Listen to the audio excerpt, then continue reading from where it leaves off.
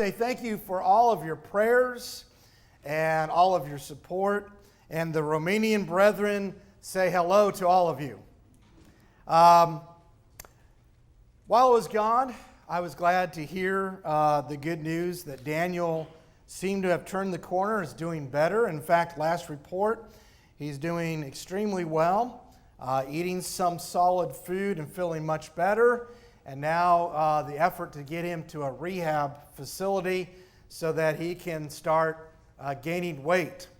And as soon as we get home, we're going to flood him with casseroles and chocolate chip cookies and all of that because he's pretty much wasted away. But we're so glad to hear that good news. I also was sad to hear about the loss, as was announced, of several, of Wayne, of Steve's sister, and also of Carolyn Crosby. And we pray continually for those families and pray that God will give you comfort. We've got a lot going on in this congregation coming up. Want to make you aware of that. So next Sunday, if all goes well, I plan to give a little preaching, a little report about the trip to Romania and put some faces to the stories you've heard. Also, next Sunday for our Bible class, we're all going to stay in here for Bible class, and we have some men of the congregation that are going to be teaching our Sunday morning Bible class. And so we're excited for that. And then also next Sunday, our groups will meet again for the month of June. And so we're looking forward to that time of fellowship and that time of study. And then that Wednesday, a week from this Wednesday, in June, we start our VBS and our summer series where we're going to start giving some answers to the questions that you proposed to us. And so we're excited for that. We want to thank all of the organizers and teachers of VBS and let the word be told about our summer series and our VBS, and see if we can get some kids to join us for that as well. And then the Sunday after that, I think that's June 9th, we will have a new quarter and we'll switch. But the thing about it is you don't have to go anywhere. Jason and I are going to switch. You just stay where you are. And Jason will come in here and he will teach his series on the prayers of the Bible. And I will go to the classroom and I will teach the book of Acts. And so a lot that's going on. Look for announcements to that. Put it on your calendar and be part of that. We're excited for that. So this morning I wanted to preach to you a lesson that starts with a question. And that question is this: what did the church look like?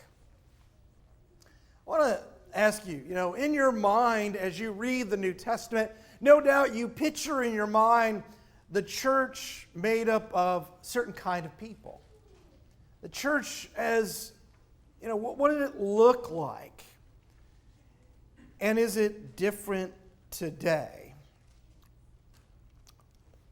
I think sometimes Christians have an erroneous view of what the church looked like in the New Testament. And therefore, there is some false expectations about what the church looks like today.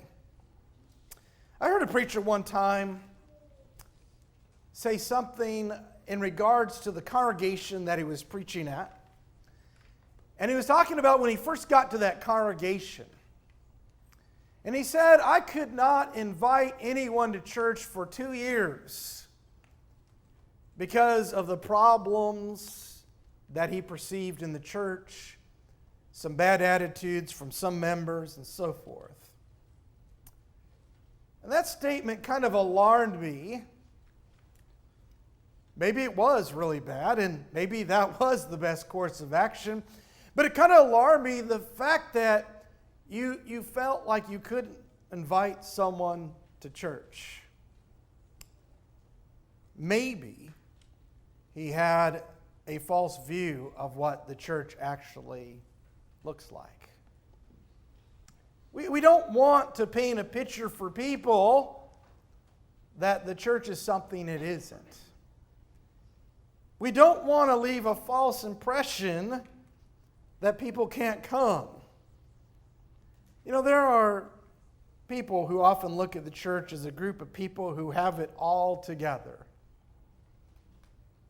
I think that's a view that a lot of people have outside the church, and so they feel like, I can't come to church because I just don't fit in. I don't have it all together. And that, of course, is a wrong view of what the church really is all about. In fact, there are people in the church, not just outside, but some people who act like the church is filled with perfect people. And there seems to be an expectation of that. And when we don't see that perfection, we can get discouraged, we can get upset, we can be demanding, controlling, and a whole lot of other negative things. So I want to challenge you this morning. How do you look at the church? What does it look like to you? Do you look at it properly? We're going to use one passage. It comes from 1 Thessalonians 5, verse 14. If you want to begin turning over there, we're going to dissect this text and see what we can learn from it in answering this question this morning. But as you're turning there, to set the context, Paul has already given some instruction about the day of the Lord and how they are to be Christ-like in preparation for that day. In verse 12, he begins to kind of wrap up his letter to the Thessalonians with a very common pattern of Paul, exhortations. And he tells them in verse 12 to appreciate those who diligently labor among them and who have charge over them, that they are to esteem them very highly in love because of their work. And then he says, live in peace with one another. What I want to focus on is what he says in verse 14.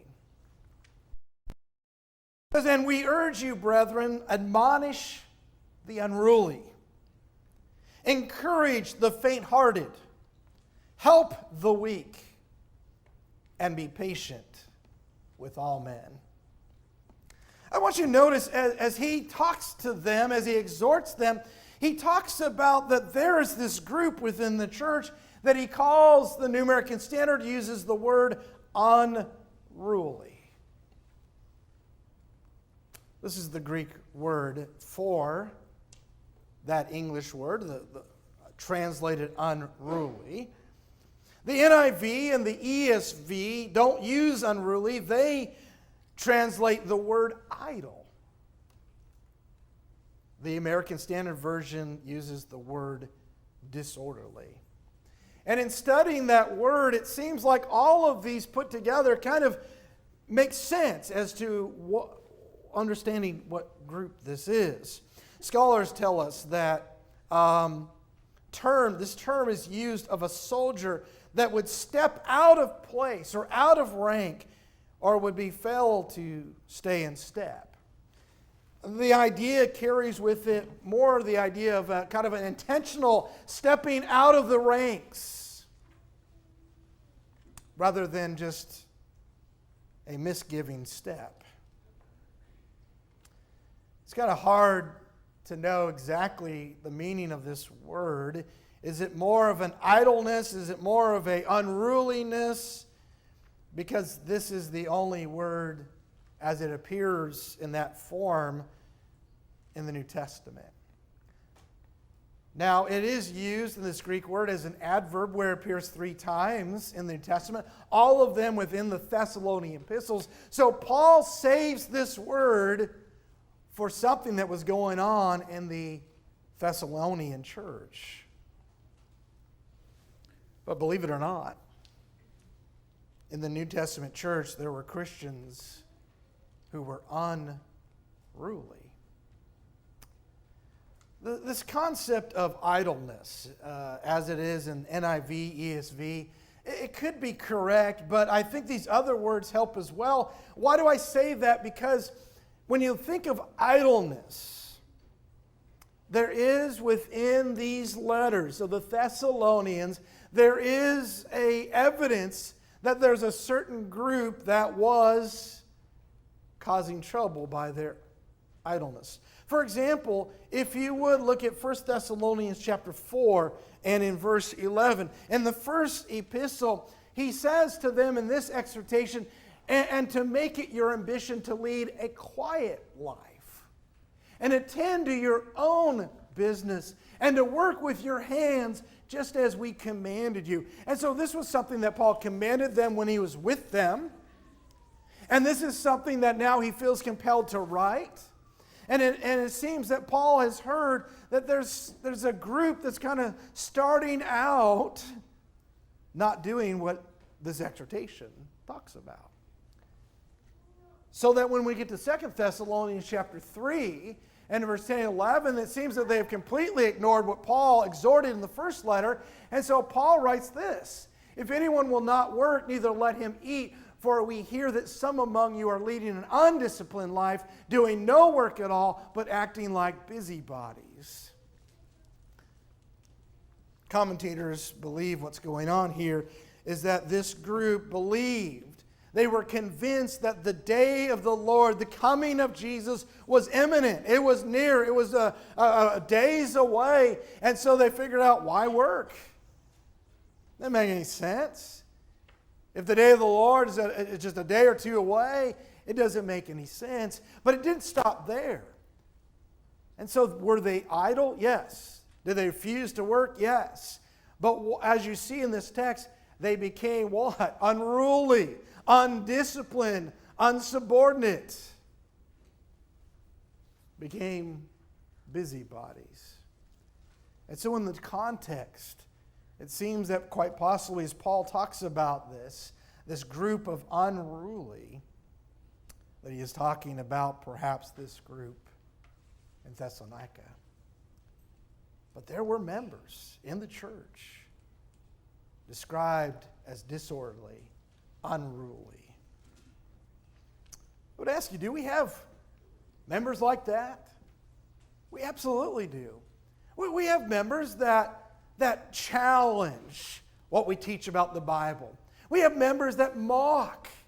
Oh, you and you're teaching about dancing and social drinking and about gambling. It seems they like to challenge everything and to keep that foot out of step. Paul also talks about in 1 Thessalonians 5 verse 14 that there was a group in the church that were faint-hearted. Again, this is the Greek word. I'm not going to try to pronounce that word. The NIV has the translated word timid. Not faint-hearted, but timid. The King James uses the idea of feeble-mindedness. And again, as this word appears in the Greek, it is only verse that appears in the New Testament in this form. But if you take away that last ending, that sukos, and you look at that root word, that word is found quite often in the New Testament and is often translated few or little. And that kind of helps. Who are these people that are faint-hearted? How should we look at them? Well, these appear to be Christians that are downcast and dispirited, that their faith is not confident. In other words, that this is a group that feels like they are very little in comparison to everyone else. They don't have much value. They don't have much confidence in themselves, and therefore they don't have much confidence in their ability, in their faith. And so, in the church, there were those who were faint-hearted, timid, lacking confidence in their faith, feeling that they really don't have value. I would ask you, do we have that group in the church today? Absolutely we do. Absolutely. And then Paul says, thirdly, that we have the weak. There are weak in the church. And here's the Greek word for that. And that word is almost always, by most translations, even though they use different words for those first two, almost all of them translate this Greek word in this passage as weak. And this is a word that is found throughout the New Testament, 24 references to this word in the New Testament. And most often, as you look at those references, it is used of a physical weakness, but it is a word that also is used and can refer to, and I think this is the way Paul's using it, as a spiritual weakness. Christians that are weak spiritually, struggling with that. And so as we look at 1 Thessalonians 5, verse 14, Paul shows us, what did the church look like? Well, at least in part, there were those who were unruly. There were some that were faint-hearted, some that were weak. That's a realistic view of the church. I'll tell you a story. There was a man one time that moved to a new city and wanted to find a congregation in which to work and worship with. And so what did he do? Well, he did what any of us would do. He started visiting. And he went to one church there, and he felt, wow, they're a very friendly group, and went to the Bible class, and he noticed the Bible class, not many would respond. Not too many comments of any sign. It was a good Bible class. The teacher knew his stuff. And then there was the sermon. The sermon was just nothing, hard to work with, nothing hard-nosed or anything that would step on anyone's toes. It was a good sermon. And then the invitation was offered, and no one came forward. And they ended the service smiling, content, very happy. Then he went to another congregation in town. Very friendly group, very outgoing group. And as he attended the Bible class, he noticed there was a lot of comments from the congregation, from the audience. And a lot of these comments were, confessions about how they struggled with the passage that they were studying. How they needed help and how they needed prayers with that. The sermon was a good application sermon, and at the end of that, someone responded to the invitation and asked for prayers because they were struggling with the very thing that preacher preached about. And what that man found out was that was about the third time that person came forward with that problem. I want to ask you, how would you look at those two congregations? That man felt that second congregation, boy, they got problems. That's a weak congregation. So I'm going to go over here to this other congregation that just seems so strong. It is hard, I'll be honest, to judge those types of things. But I think sometimes we look at a church where people are talking about their weaknesses and they're confessing their weaknesses. And someone comes down a third time and says, I'm really struggling with this. I think sometimes we view that as a weakness. Maybe it shows we have kind of a wrong view of the church. I would say that second church was more in line with a real view of Christians in comparison to Jesus Christ. So Paul says there are unruly, faint-hearted, weak Christians. But he also is talking about a fourth group in this context. And that fourth group I'm going to describe as the strong. Those that don't have these problems of unruliness. Those Christians that aren't faint-hearted, but confident in their faith. Those Christians that are not weak, but are confident, mature, working to completeness. You say, well, Brother Brent, He never mentions that group. I don't see the word strong here, and you're absolutely right. He doesn't mention them. This is implied. It's a logical conclusion from what he writes. In other words, who are these admonitions, these exhortations geared for? He's not telling the unruly that they need to admonish themselves. He's not telling the faint-hearted that they need to encourage themselves or the weak to help themselves. He's telling the rest of the church, those that don't fit in that description, they are the ones who are to do these things. And so what does he tell them to do? Well, he says to the strong, you need to admonish the unruly. You need to encourage the faint-hearted. You need to help the weak. And he says you need to be patient with them and all men.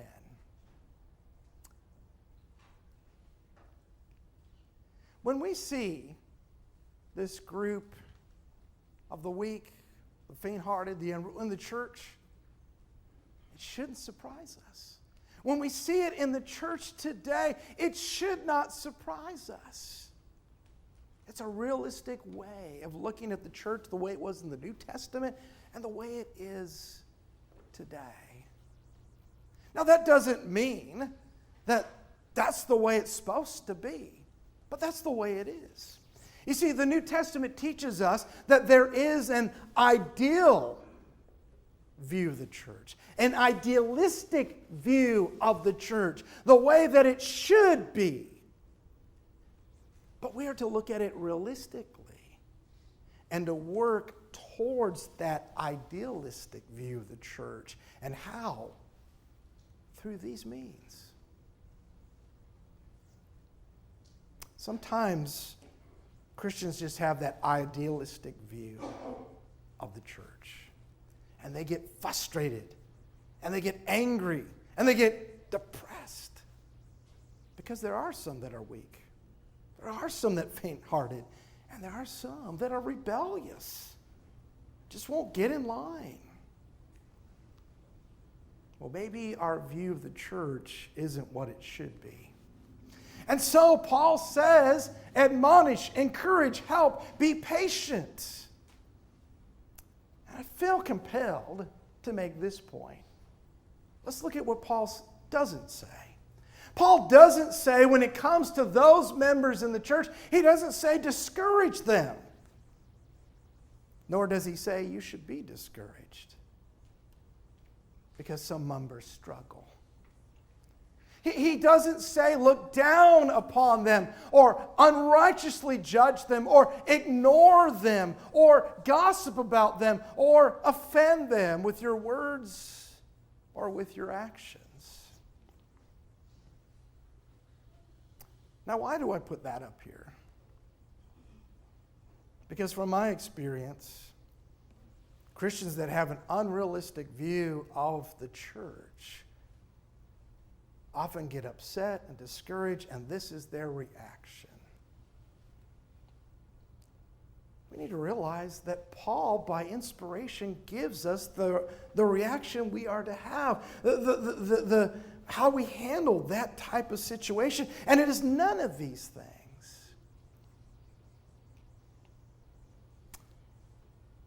So I challenge you this morning to be honest with yourself, as I try to be honest with myself. This has often been my reaction to that group or those groups in the church. But it's not right. It's not productive. It's not Christ-like. It's not going to help. Let's have a realistic view of the church.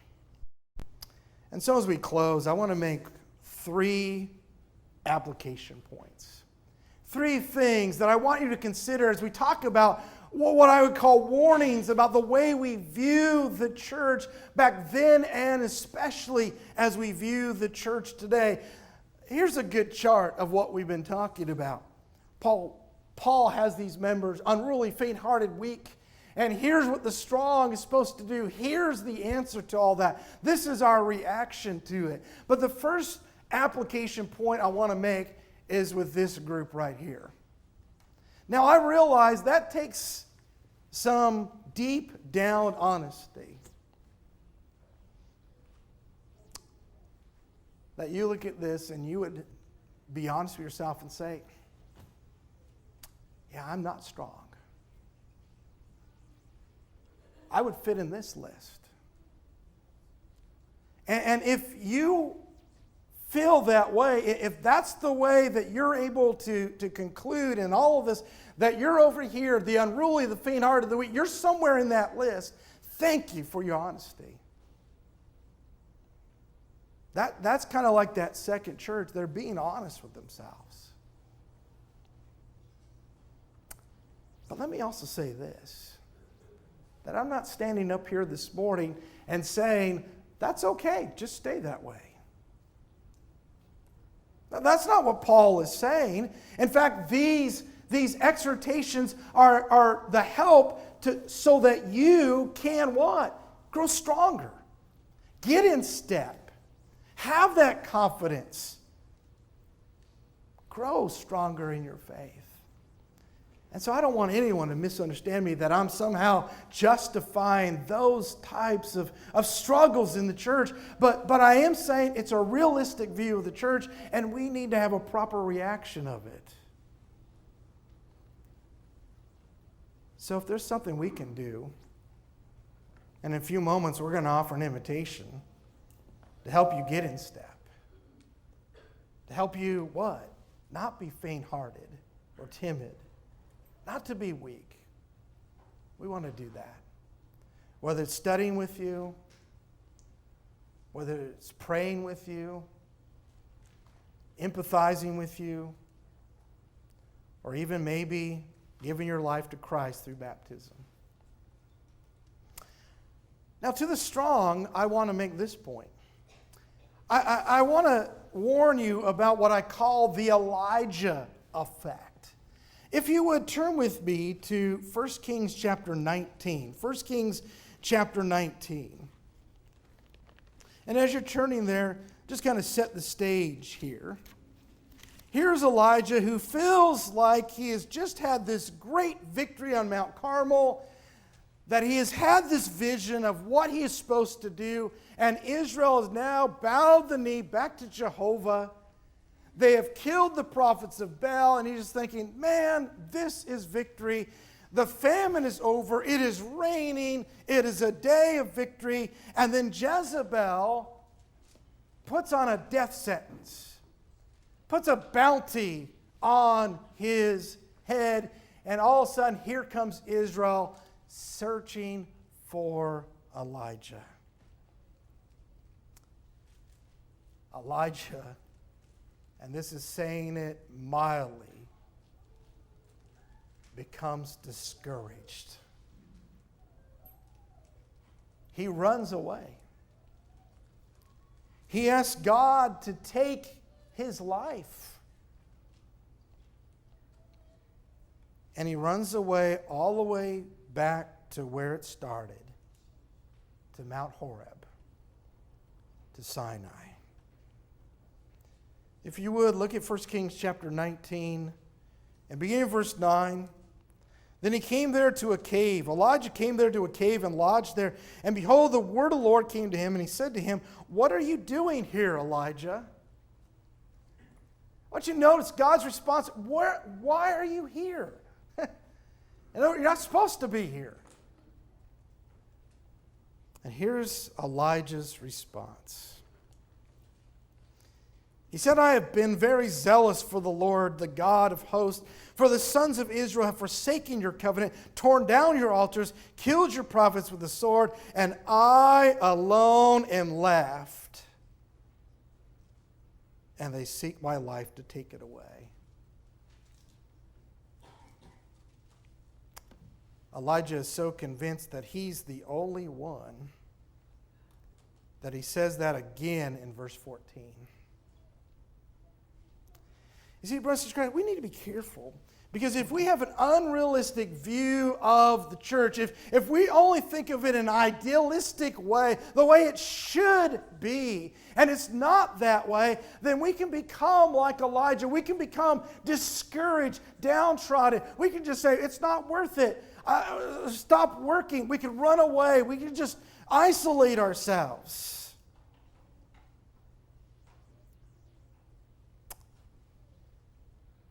But if we do, God probably will come to us, and I hope He will, and say, why are you here?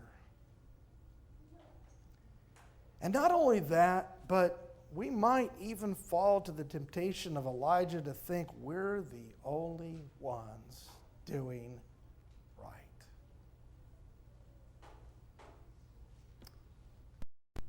That's not the attitude or view or conclusion Paul had in Thessalonica. Whether it's a Christian who elevates himself and thinks, man, I'm the only one, or there's only a few of us, or if it's a church that thinks they're the only faithful congregation in town, it all leads us to have a false view of ourselves and the church as a whole. I want you to look at Paul, or God's response to Elijah. Look, if you would, at verse 15. The Lord said to him, go, return on your way to the wilderness of Damascus, and when you have arrived, you shall anoint Hazael king over Aram. And it goes on and on. In other words, what does he tell him? He says, get back to work. I don't care what you vision victory to be. I'm not on your vision. I'm not on your plan. You're on my timeline. And I need you to get back and work. And here's what I need you to do so that I can get rid of this terrible reign of Jezebel. And then look at verse 18. Yet I will leave 7,000 in Israel, all the knees that have not bowed to Baal, and every mouth that has not kissed him. I'm sorry, Elijah, but you're not the only one. There are 7,000 who are just like you. 7,000 strong and loyal and dedicated. I don't want to be part of a church that thinks we're the only ones being faithful to the Lord and then have that conversation with God. Be careful of an unrealistic view of the church that leads to the Elijah effect. And finally, I want to give this warning. Be careful about the grass being greener. A church over here being stronger. Look at, if you would, very quickly, Ecclesiastes 6 and verse 9, where Solomon says something very similar to this. In Ecclesiastes 6 verse 9, Solomon says, what the eyes see is better than what the soul desires. This too is futility and striving after wind. Solomon is talking about the soul. God has put within our soul things that we should desire, the good things, but there is that temptation in our mind to what? Always seek something better than what we have. The grass is greener over here. There's something better over here. And Solomon says it doesn't work. It's vanity. But sometimes we get that way. We need to be careful that we don't look at other churches and think, man, we need to do what they are doing. We need to be careful about comparing our church with what's going on in other churches. Maybe to a degree that there's something there we could learn from, we could look at, we could try. But this idea that, oh, that church has it all together. No, they don't. They have the same groups that we just talked about. Maybe it's a church of 300. Well, the bigger the church is, the harder it is to see those groups. But if you have a group of 50, it's a lot easier to see that type of struggle in the church. Be warned about comparing your church with other churches. I think this will probably settle it. Husbands, how many of you feel comfortable telling your wife, you need to be more like Charlie's wife? I wish you would dress more like Bob's wife. Or behave more like Tim's wife. We don't do that, do we? Because it doesn't work very well. We just take our pillow and our blanket, we go to the couch, and we make ourselves at home for a couple days. No, we don't do that because we know that our wife is not Charlie's wife, and we should be happy with that. And just as we would not want her for us to be, oh, why don't you be more like Charlie? Which is probably exactly what she's going to say. We need to be careful. Each congregation has its own personalities, its own strengths, and its own challenges. And what we need to do is focus on the membership, the family. And we need to use those strengths and build them up. And use those strengths to strengthen the weaknesses and to meet the weaknesses. So be careful of being so discouraged because of a false view of the church that you start looking at other churches and thinking, man, we need to be like them. And so as we conclude, here's the invitation. We already gave it, but I want to ask you, how have you been looking at the church? Simply from an idealistic standpoint? Well, that's where we want the church to be. That's what we're working towards. Whether we ever will achieve it, I don't think we will, but we always are about working on that. But we have to have that realistic view of what the church looked like then and what it looks like now. If you're part of that unruly, faint-hearted, weak group, or maybe you're even in the strong group is struggling, if we can help you in any way get stronger in the Lord, won't you let that be known as together we stand and as we sing.